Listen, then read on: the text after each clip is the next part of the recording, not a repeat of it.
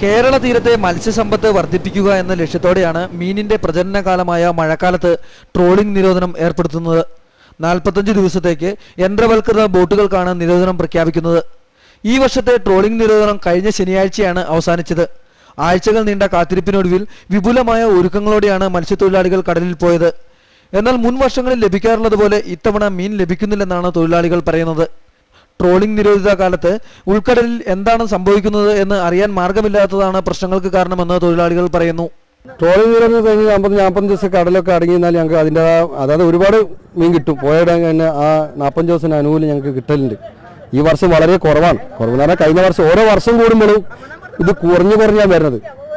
അത് മിക്കവാറും കപ്പൽ വലിച്ചിട്ട് മത്സ്യത്തൊഴിൽ ബോട്ടുകാർ പോകാത്ത സമയത്ത് കപ്പൽ വലിച്ചിട്ട് മീൻ കുറയുന്നുള്ളതാണ്. നിരോധനത്തിന് ശേഷം ഉൾക്കടലിൽ പലയിടങ്ങളിലും വിദേശ കപ്പലുകളെ കണ്ടതായും തൊഴിലാളികൾ പറഞ്ഞു. വിദേശ കപ്പലുകളെ നിയന്ത്രിക്കുന്നതിൽ കേന്ദ്ര സംസ്ഥാന സർക്കാരുകൾ ഉദാസീന നിലപാടാണ് എടുക്കുന്നതെന്നാണ് ഈ മേഖലയുമായി ബന്ധപ്പെട്ടവർ പറയുന്നത്.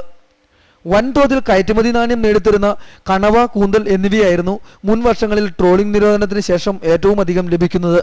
ആഴക്കടൽ മത്സ്യങ്ങളായ ഇത്തരം ഇനങ്ങളാണ് ഇപ്പോൾ തീരെ കിട്ടാത്തത്. കേരളത്തിന്റെ തീരത്തു നിന്നും അനധികൃതമായി മീൻ പിടിക്കുന്ന വിദേശ കപ്പലുകളെ നിയന്ത്രിക്കാനാവാത്തതാണ് പ്രതിസന്ധിയുടെ പ്രധാന കാരണം. ഇതിന്റെ ദുരിതഫലം അനുഭവിക്കുന്നതാകട്ടെ സാധാരണക്കാരായ മത്സ്യത്തൊഴിലാളികളാണ്. ക്യാമറമാൻ അനിലിനൊപ്പം വർഗീസ് ആന്റണി, അമൃത ന്യൂസ്, കോഴിക്കോട്.